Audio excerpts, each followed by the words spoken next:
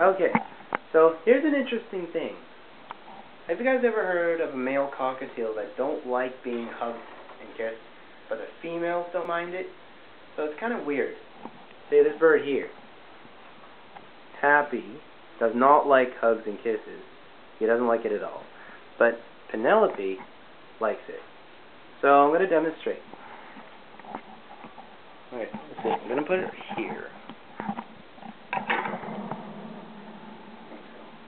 Work? Can you see me? Let's see. Okay, yeah, you can. Okay, so let's start with Penelope.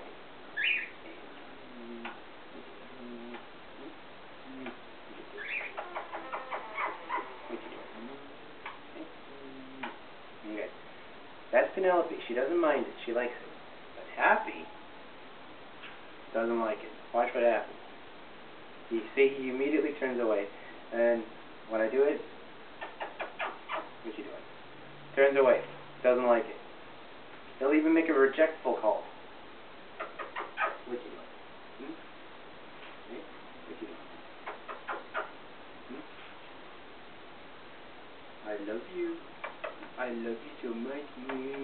See? See? So that's what happens. So that's what happens with it. Subscribe that if you guys find that funny.